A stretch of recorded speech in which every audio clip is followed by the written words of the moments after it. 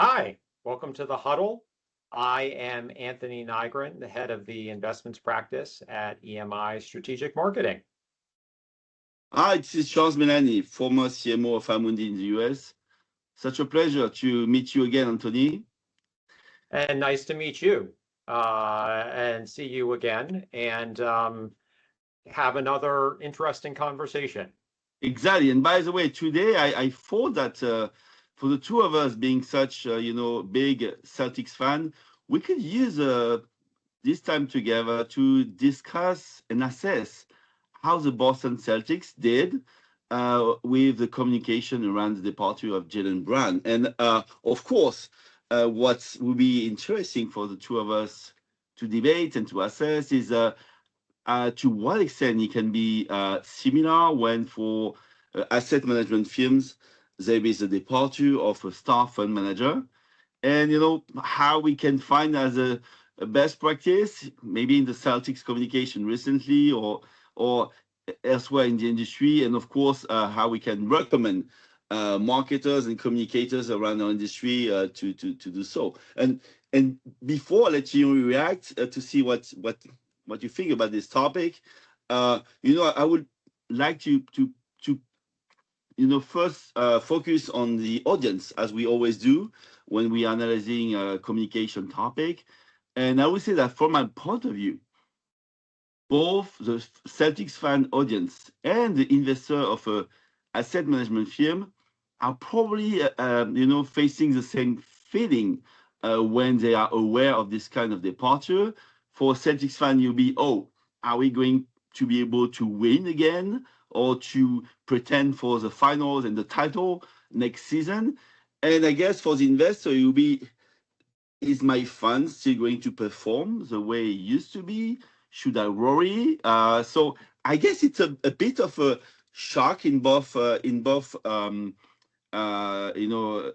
iteration, and maybe a trust issue that the communication should cover. What do you think? Yeah, interesting. I completely agree with that. But first I want to just say that this is also a good opportunity for each of us to vent our frustrations with Exactly. the decision to trade Jaylen Brown. And to your point, I completely agree that it's a situation, especially thinking about my initial reaction to the trade as a fan, Yeah. and talking it through with my friends and including you, and what it meant, and I think what you're touching on is very important when you think about, as you said, the audience and the fact that the initial response is one of, it's always good to think about emotions, and the emotions are, for me, were confusion, anxiety, anger. You sort of work your way through the stages of grief or whatever it is. Yeah. But I think that when a senior person at an investment firm leaves, somebody that you as an investor or an advisor have followed and trust, um, you probably go through a similar process about reassessing, and what does my connection with this brand mean now? I mean, I said to my son when the Celtics announced the trade, I'm not going to be a Celtics fan anymore. And Wow. you go through. I think you probably go through that. It's a moment of reassessment, and as you were suggesting, I think it's a huge opportunity for a brand to make a big difference. I think that in the case of the Celtics, they failed pretty badly in I will agree. in addressing the situation.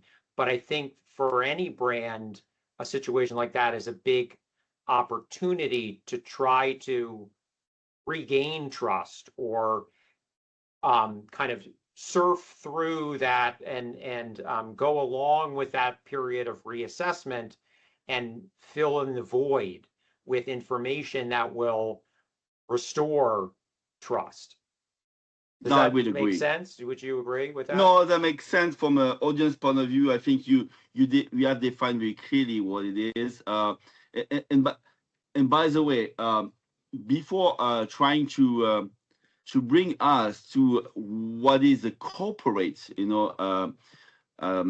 objective here, and how they should be prepared and react when such occurrence happen. That, as you say, can be an opportunity to reinforce further the brand and the confidence with their clients.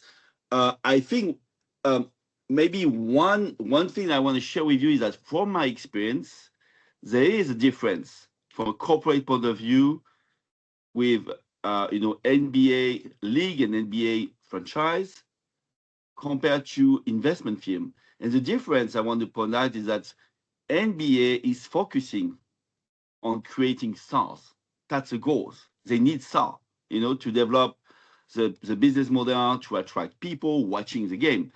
In the case of investment firm, at least the biggest one, they're trying to avoid this. They fear that.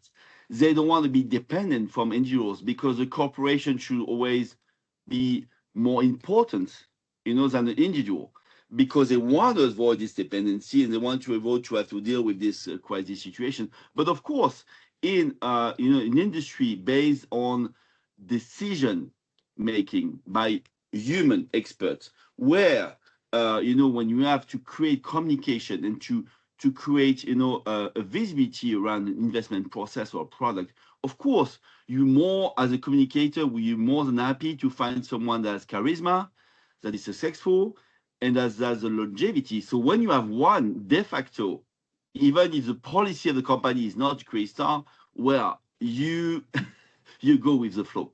And then when this person has to leave for whatever reason, of course you have to deal with it. So I think that's a difference between NBA and investment firm, if I may say. But then the communication will be the same. And I agree, the Celtics didn't do well. I think when you cannot communicate on the reason of departure, including, like it seems to be the case for Jaylen Brown and the Celtics, when there is a disagreement between the two parties, you should avoid any explanation. You should just say, oh, that was fantastic to have this person, so much memory, so much foundation made. And now, how that is how in the future, in the present, starting today, how we gonna still be performing without this euro, but with the rest of the franchise of the company, with the team, with people that we have been, making sure that was part of the team and are ready, to jump in. I think that's what they haven't done well. And I would say that in what I was trying to describe, and of course we can go further, but it should be a very good mix of rational, but also of emotional. Because as you have described very clearly, the first reaction from the audience is emotional. So you have to address that in a way Yeah. or in another. Yeah. Yeah. It's interesting. I think as you were talking, one of the other things that occurred to me is the importance of the communication internally as well as externally. Agreed. And as much as it is incumbent on the firm to make a statement out to investors that makes sense to them and is reassuring or reaffirms the relationship, it's vitally important that the internal team understand maybe even more in a different way than the whatever you say externally, because they're the ones that are going to be having they're going to be having conversations with people, and they need to really know how to frame it and how to position it. And you see this, I haven't seen it a lot with the Celtics, but you see it a lot in sports where the internal the team members don't understand why a decision was made, why a trade was made, but everybody's asking them, well, what do you think of this? And Yeah, what is it going to mean? And they're the ones that are going to tear down the curtain and reveal the truth of nobody knowing anything or it being a completely indefensible decision yeah, before everybody else. Because if you don't equip them with the information that they need to have to make a statement that makes sense, then it's going to undermine anything you officially state yeah. out into the world. Agree. And just of course, I'm not saying that should be the communication of any NBA franchise, or again, if we do the parallel investment film, but I think it's also about timing. So the first communication should address the emotion, but not try to deal with it, because you cannot add to the emotion that is already, had been created just by the news or the rumor, when there was rumor before the news, to the audience. So you have to find a way to have a very short statement that say, oh, it is what it is. So for instance, for NBA, it could be, oh, NBA trade is a brutal word, whatever is it. I'm using my own word, but to say, yes, I recognize this is, Mhm. very, very difficult for you to acknowledge and to accept, just as for me and the rest of the franchise, and you equip the player, for instance, with this, and then you have to build the rational. So Yeah. that's always say, how to handle the communication day one, and then I think it's in the coming days and the coming weeks, sorry, that you have to rebuild Yeah. the trust.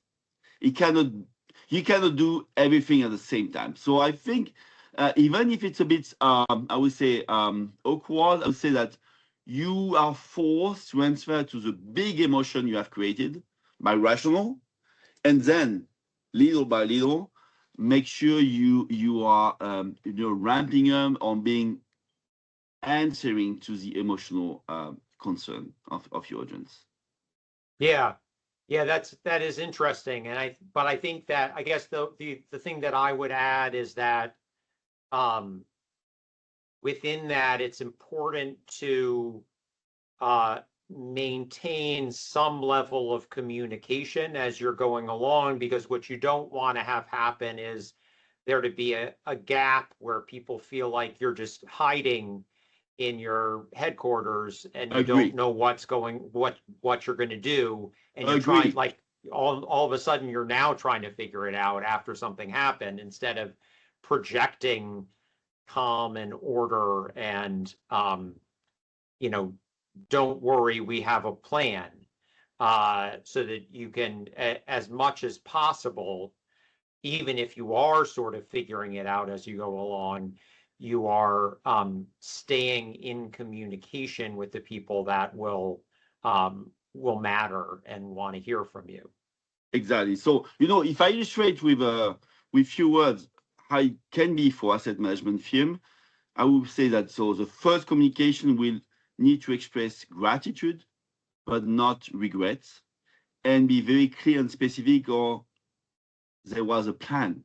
There Mm, always been a plan, because yeah, we need to be ready if someone is leaving or someone is missing. It's right. part of our responsibility as a company.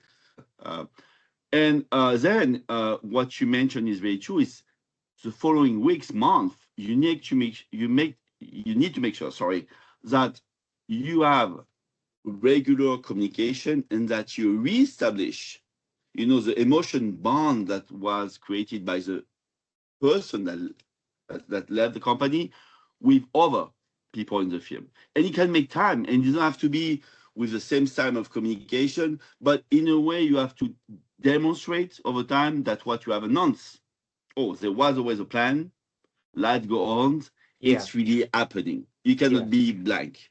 By the way, speaking of being blank, I cannot resist to give very important advice to any company, especially in investment firm.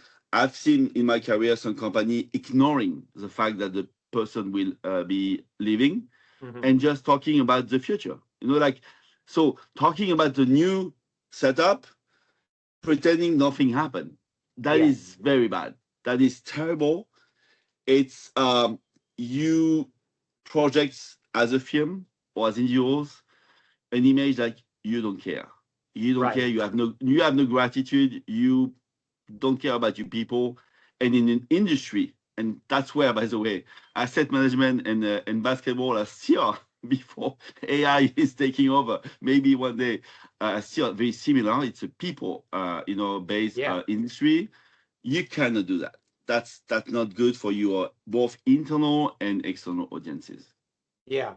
Yeah, absolutely, for sure. One thing that touches on that I was also thinking about is the range of being very transparent to being very either silent or saying something that is just immediately will be read as implausible. And this, I was thinking of this in obviously in the case of the Celtics and being on the implausible end of it with the press conference that the president and the owner had. But at the same time, I understand not wanting to be overly transparent.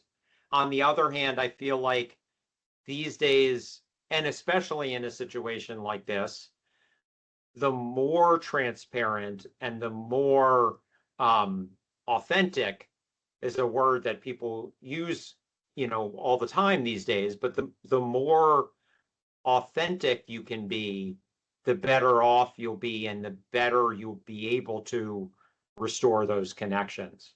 Yeah, no, we'll agree. I have one more question for you, Okay. Anthony. It's a very important one. Are you still a Celtics fan? To be honest, it's to be determined. I'm gonna Wow. see. I need to see what they're gonna do because I was a big Jaylen Brown fan. No, I And respect that. yeah, I need to see. Okay. But you're still gonna gonna be behind them. Yeah, I guess so. I mean, what Yeah, else? What else that's are we right. gonna do? Well, there's that, I guess. Yeah, that is true. Yeah, I guess that's what tricks any very angry NBA fan is that hey, we're so passionate about the sport, about our team, that yeah, it's tough to say, no, never again. I won't That's watch a right. game, Yeah, but yeah, we'll see. yeah, we'll Interesting, see. interesting conversation. I like Yeah, it. yeah, good. Okay.